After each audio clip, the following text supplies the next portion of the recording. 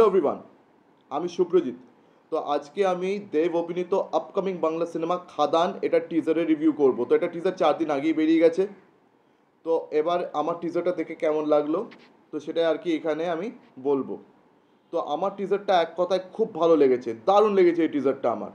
মানে বাংলা ইন্ডাস্ট্রিতে এই ধরনের সিনেমা এখন করা খুবই মুশকিল ব্যাপার হয়ে গেছে, বিকজ এই ধরনের সিনেমা বাংলাতে হলেও প্রফিটেবল সোর্স তো নেই। মানে প্রফিট কোথা থেকে করবে?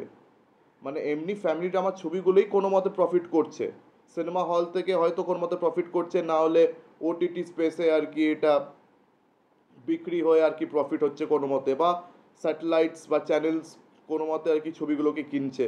আজকাল যে বাংলা সিনেমা থেকে খুব একটা ভালো টিআরপি বেরোচ্ছে তাও না। আর যে বাংলা সিনেমাগুলো টিআরপি দিচ্ছে সেগুলো ওই ফ্যামিলি ড্রামা, টিপিক্যাল ওই ফ্যামিলি ড্রামা ছবি। কিন্তু খাদান কোনো ফ্যামিলি ড্রামা নয়, খাদান হচ্ছে একটা টিপিক্যাল মাস কমার্শিয়াল ছবি।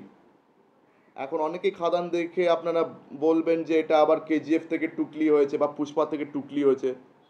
দেখুন, এখন কয়লা খনির উপর বেস করে প্রচুর সিনেমা হচ্ছে, কিন্তু তা বলেই সব ছবি যে কেজিএফই হবে বা কেজিএফের টুকলি হবে বলাটা এখনই কিন্তু খুব বড় ভুল। এখনই সব বলা উচিত না। দেব কিন্তু অ্যাজ আ প্রডিউসার পুরোপুরি চেষ্টা করেছেন এই ছবিটাকে আর বড়োভাবে প্রেজেন্ট করা, বড়োভাবে আর কি বানানো। তো আমরা জানতে পারছি যে এই সিনেমাটা আর কি ডিসেম্বরের 20 তারিখে রিলিজ হচ্ছে, মানে এটা ক্রিসমাস রিলিজ হবে। দেব কিন্তু এর আগে ক্রিসমাসে যে আর কি সিনেমা করে প্রফিট তুলেছিলেন সেগুলো ছিল প্রজাপতি আর টনিক, যেগুলো ছিল টিপিক্যাল ফ্যামিলি ড্রামা। কিন্তু this time it's not a family drama, এটা কিন্তু একটা মাস কমার্শিয়াল ছবি যার কিন্তু 6.5 কোটির মতন বাজেট রয়েছে। ওইসব টিপিক্যাল ফ্যামিলি ড্রামার বাজেট কিন্তু কয়েক লাখের ছিল, আর এটা হচ্ছে 6.5 কোটি। ঠিক আছে, হিউজ ডিফারেন্স বাজেটে। 6.5 কোটি বাজেট যদি আপনারা এমনি জেনারেলি দেখেন তো এটা কিছুই এমন বাজেট না, it's a shoe string budget.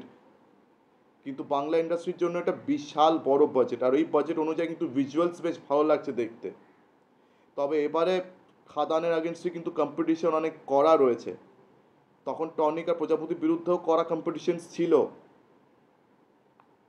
কিন্তু টনিক আর প্রজাপতির বাজেট খুবই কম ছিল। আর যে ছবিগুলো ওদের আগেনস্টে রিলিজ হয়েছিল সেগুলো কিন্তু খুব একটা ভালো চলেনি। টনিকের আগেনস্টে আপনার যে বলিউড সিনেমাটা বেরিয়েছিল 83, ওই 83টা ভালো হয়নি।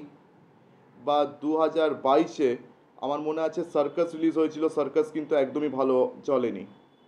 তবে হ্যাঁ, হলিউডের ছবিগুলো খুব ভালো ছিল। 2021-এ যেটা স্পাইডারম্যান নো ওয়ে হোম বেরিয়েছিল ওটা ভালো কালেকশন করেছিল। আর তাছাড়া পুষ্পাও কিন্তু ওই সময় বেরিয়েছিল, পুষ্পারও কিন্তু কালেকশন খুব ভালো হচ্ছিল। কিন্তু এবারে খাদানের বাজেট 6.5 কোটি। আর আর এই সময় বাংলা ইন্ডাস্ট্রিতে কমার্শিয়াল সিনেমা কিন্তু নিজের মানে বাজেট অব্দি রিকভার ঠিকভাবে করতে পারছে না। মানে সিনেমা হলে তো চলে, মানে বাজেট রিকভার করাটা ইম্পসিবল হয়ে গেছে, বিকজ মাত্র 40টা সিঙ্গেল স্ক্রিন রয়েছে। আর আজকাল মাল্টিপ্লেক্সে এই ধরনের ছবি বিশেষ করে বাংলা অডিয়েন্স দেখতে চাইছে না, তারা ফ্যামিলি ড্রামাই বেশি দেখছে মাল্টিপ্লেক্সে। আর তাছাড়া কোনো ওটিটি চ্যানেলস কিন্তু এসব কিনতে চাইছে না, সেটা হইচই বলুন বা আড্ডা টাইমস বলুন বা যতগুলো বাংলার আর কি হইচই আর কি যতগুলো বাংলার ওটিটি চ্যানেলস রয়েছে, কেউ কিন্তু আর কি এই ধরনের কমার্শিয়াল ছবিকে কিনতে চাইছে না। নালে জিতের চেঙ্গিস বা মানুষ বা বুমারাং এখনও এটা না তো টিভিতে আমরা দেখতে পাচ্ছি, না কোনো ওটিটি চ্যানেলে আমরা দেখতে পাচ্ছি। আপনি ভাবুন এই ছবিগুলো এখনও বিকলো না। বা অঙ্কুশের মির্জা, তারও সেম স্ট্যাটাস, না টিভিতে আমরা দেখতে পাচ্ছি, না কোনো ওটিটি চ্যানেলে আমরা এটাকে দেখতে পেলাম, এখনও সেগুলো বিকলো না। তো এখন দেবের এই ছবির কী রেজাল্ট দাঁড়াবে সেটা তো ডিসেম্বরের 20 তারিখের পরই জানা যাবে। তবে আমার যেটা মনে হচ্ছে এই ছবিটা কিন্তু যথেষ্ট ভালো ছবিই হয়েছে। তো দেব কিন্তু এই সিনেমাটা ক্রিয়েটিভ ডিরেক্টরও। তো নিজের প্রোডাকশন হাউসের তরফ থেকে দেব পুরোপুরি চেষ্টা করছে সিনেমাকে যেভাবে আর কি প্রমোট করা যায় আর ভালোভাবে রিলিজ দেওয়া যায়, বিকজ করা কম্পিটিশন এবার রয়েছে। এবারে মুফাসা, লায়ন কিং পার্ট 2 মুফাসা এটাও রিলিজ হচ্ছে। তাছাড়া ডিসেম্বরের 20 তারিখে আমার মনে হচ্ছে কিছু বড় একটা বলিউড রিলিজও থাকতে পারে। তবে ডিসেম্বরের 6 তারিখে পুষ্পা 2 আবার রিলিজ হওয়ার কথা। ডিসেম্বরের 6 তারিখে পুষ্পা 2 রিলিজ হওয়ার কথা। তার সঙ্গে ভিকি কৌশলের আর কি ছাওয়া, ওটাও কিন্তু রিলিজ হচ্ছে ওই তারিখে। তো ভাই ডিসেম্বরে অনেকগুলো বড় বড় ফিল্মসের এগেনস্টে আর কি এটা রিলিজ হতে চলেছে।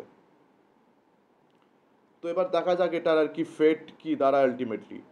তো আমরা টিজারে তো দেখতে পাচ্ছি এটা কয়লা খনি। এখন সেই কয়লা খনিটা মানে ওয়েস্ট বেঙ্গলের পার্টিকুলারলি কোন জায়গায় সেটা আমরা বুঝতে পারছি না, সেটা ধানবাদ হতে পারে।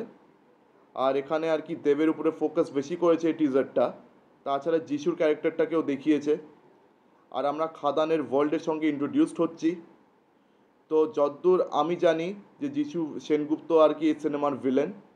তবে এখানে দেখানো হচ্ছে যে এরা দুজন আর কি বন্ধু, পরে আর কি শত্রু হয়ে যাবে, এটাই মনে হচ্ছে দেখে।